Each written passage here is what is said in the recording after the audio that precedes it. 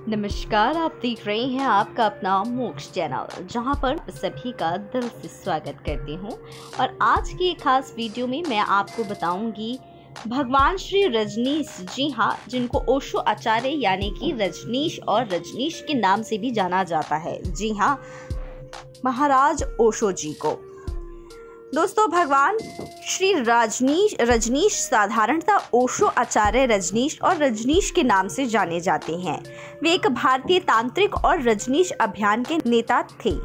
अपने जीवन काल में उन्हें एक विवादास्पद रहस्यवादी गुरु और आध्यात्मिक शिक्षक माना गया था।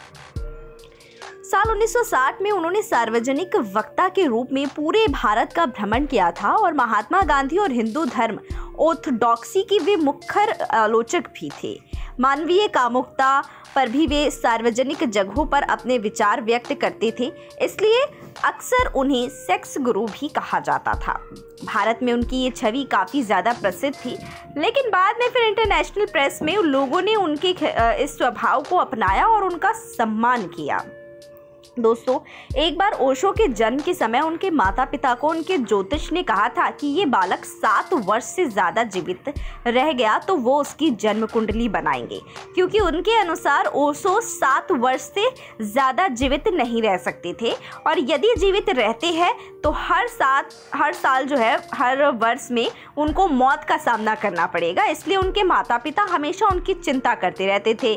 इसी कारण जब वो 14 साल के हुए तब वो एक दिन मंदिर में जाकर मौत का इंतजार करने लगे। 7 दिनों तक एक वक्त का खाना खाकर मौत का इंतजार किया, लेकिन उनका बाल भी बांका नहीं हुआ था। 1953 में 21 वर्ष की आयु में ओशो को मौलश्री वृक्ष के नीचे प्रबोध प्राप्त हुआ। उन्होंने सागर विश्वविद्यालय से दर्शन में स्नातक और स्नातकोत्तर की उपाधि ली। उसके बाद वो रामपुर संस्कृत कॉलेज और जबलपुर विश्वविद्यालय में दर्शन शास्त्र पढ़ने लगे। इसी दौरान उन्होंने पूरे देश का भ्रमण किया और गांधी व समाजवाद पर भाषण दिया। 1962 में उनका पहला ध्यान शिविर आयोजित हुआ।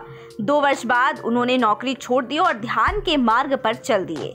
ओशो ने हिंदू, मुस्लिम, सिख, ईसाई, सूफी, जैन जैसे कई सारे धर्मों पर प्रवचन दिया था और वो अक्सर यीशु, मीरा, नानक, कबीर, गौतम बुद्ध, दादू, रविंद्रनाथ टैगोर जैसे कई सारे महापुरुषों के रहस्यों के बारे में प्रवचन देते थे।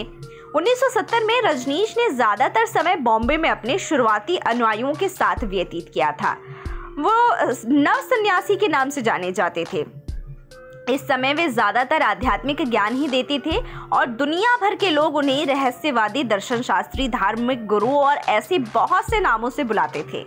1974 में रजनीश पुणे में स्थापित हुए, जहां उन्होंने अपने फाउंडेशन और आश्रम की स्थापना की ताकि वे वहां भारतीय व विदेशी दोनों अनुयायियों को परिवर्तनकारी उपकरण प्रदान कर सके। 1970 के अंत में मोरारी देसाई की जनता पार्टी और उनके अभियान के बीच हुआ विवाद आश्रम के विकास में रुकावट बना। 1981 में वे अमेरिका में अपने कार्यों और गतिविधियों पर ज्यादा ध्यान देने लगे और रजनीश फिर से ऑर्गेनो के वेस्को काउंटी के रजनीशपुरम में अपनी गतिविधि को करने लगे। आपको बताते चलें कि 1958 में जबलपुर यूनिवर्सिटी में दर्शन शास्त्र के लेक्चरर बनने और बाद में 1960 में उन्हें प्रोफेसर के पद पर प्रमोट कर दिया गया। अपने शिक्षक होने के साथ साथ वे पूरे भारत के राज्यों में आचार्य रजनीश के रूप में जाकर अपने आध्यात्मिक भाषण दिया करते थे। उन्होंने समाजवाद का विरोध किया और महसूस किया कि भारत मात्र पूंजीवाद, विज्ञान, प्रौद्योगिकी और जन्म नियंत्रण के माध्यम से ही समृद्ध हो सकता है। उन्होंने अपने भाषण में कई प्रकार के मुद्दों को उठाया, जैसे उन्होंने रूढ़िवादी भारतीय धर्म और अनुष्ठानों की आलोचना की और कहा सेक्स आध्यात्मिक विकास को प्राप्त करने की दिशा में पहला कदम है। इस भाषण के कारण उनकी बहुत आलोचना हुई, पर इसकी वजह से उन्होंने और भी लोगों को अपने विचारों की ओर आकर्षित किया। उसके बाद अमीर व्यक्ति उनसे आध्यात्मिक विकास पर विचार करने के लिए आने लगे और उन्होंने बहुत दान भी किया और साथ ही इनके इस कार्य में भी वृद्धि हुई। 1962 में वे 30 से 10 दिन के ध्यान शिविर ओशा मेडिटेशन करने लगे और जल्द ही ध्यान केंद्रित करना उनकी शिक्षाओं में जाना जाने लगा। अगर हम खुले मन से सोचें तो वे इन्हीं आध्यात्मिक नेताओं पूरी तरीके से अलग थे।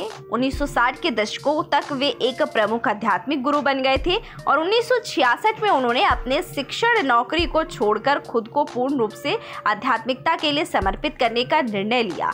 1970 में उन्हें हिंदू नेताओं नेकंद के तहत भारतीय प्रेस द्वारा सेक्स गुरु का नाम करार दिया।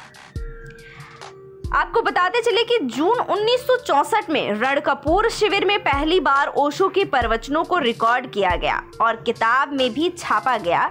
इसके बाद ओशो ने सैकड़ों पुस्तकें लिखी, हजारों प्रवचन दिए। उनके प्रवचन पुस्तकों, ऑडियो कैसेट तथा वीडियो कैसेट के रूप में उपलब्ध हैं।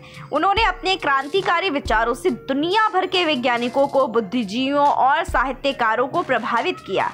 1969 में ओशो के अनुयायियों ने उनके नाम पर एक फाउंडेशन बनाया जिसका मुख्यालय मुंबई में था। बाद में उसे पुणे के कोरेगांव पार्क में स्थानांतरित कर दिया गया।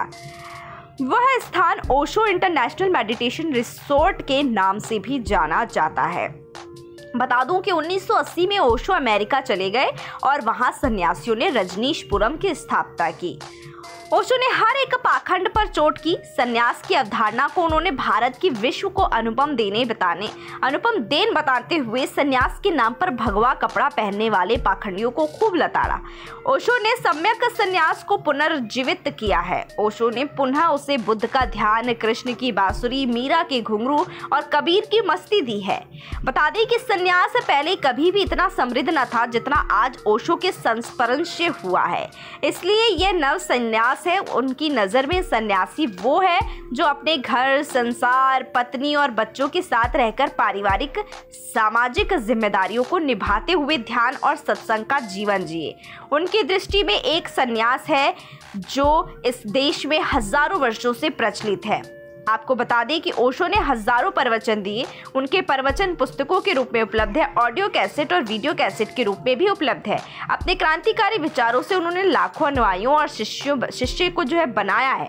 अत्यधिक कुशल वक्ता होते हुए इनके प्रवचनों की करीब 600 पुस्तकें हैं। संभोग के समाधि की ओर इनकी सबसे चर्चित और विवादास्पद पुस्तक है। इनके नाम से कई सारे आश्रम चल रहे हैं। अमेरिका के लोगों की तो उनके प्रति अटूट भक्ति भावना थी। सन 1966 से सन 1970 तक रजनीश के अनुयायी उन्हें आचार्य कहते थे, परंतु सन 1970 के बाद वे भगवान रजनीश हो गए। नाम के आगे भगवान शब्द जुड़ने के कारण उनकी काफ़ी आलोचना हुई। उन्होंने अपनी सफाई में कहा, भगवान शब्द का अर्थ ईश्वर नहीं है। प्रत्येक उस व्यक्ति को भगवान कहा जा सकता है जो उरानंद की अवस्था में पहुंच चुका है। दोस्तों, आपको बता दें कि आचार्य रजनीश ने मुंबई और पूना में अपने आश्रम बनवाए। उन्होंने 1981 में अपने शिष्यों सहित अमेरिका जाकर रजनीपुरम की स्थापना की, लेकिन अमेरिका सरकार ने उनके कुछ एक शिष्यों को गैरकानूनी कार्यों के कारण उन्हें वहां से जाने पर विवश कर दिया।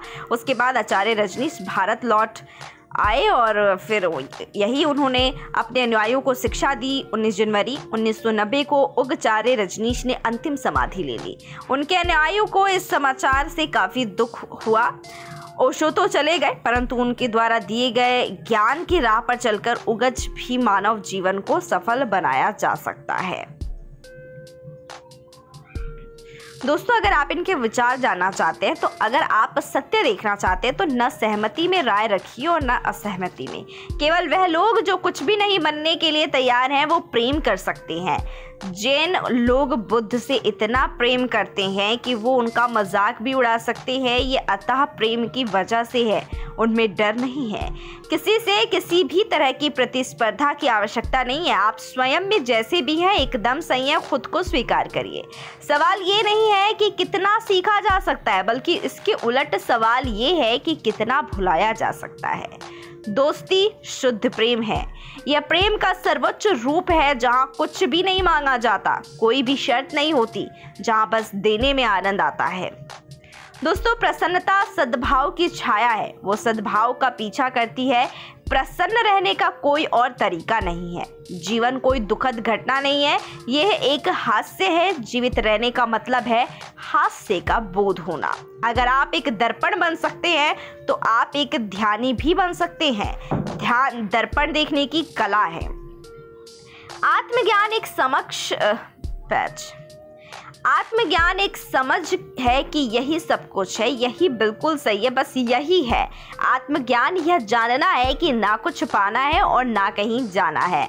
जैन एकमात्र वह धर्म है जो एकाएक आत्मज्ञान सिखाता है। इसका कहना है कि आत्मज्ञान में समय नहीं लगता, ये सब बस कुछ ही क्षणों में हो सकता है। आप जितने लोगों को चाहें उतने लोगों को प्रेम कर सकते हैं। इसका ये मतलब नहीं है कि आप एक दिन दिवालिया हो जाएंगे और कहेंगे अब मेरे पास प्रेम नहीं है। जहां तक प्रेम का सवाल है आप दिवालिया नहीं हो सकते हैं। तो कुछ इस तरीके के विचार जो है वो थे आचार्य रजनीश जी के। तो आशा करती हूँ आपको आज के हमारे इस खास वीडियो में आप सभी को ओशरी, जी हाँ, आचार्य रजनीश जी के बारे में बहुत खास जानकारियाँ मिली होंगी। उनके जीवन के बारे में आपको बहुत कुछ जानने को मिला होगा। यदि आपको हमारे इस वीडियो में ये दी गई जानकारियाँ पसंद आई हो तो इसे लाइक, कमेंट, शेयर ज़रूर कीजिएगा।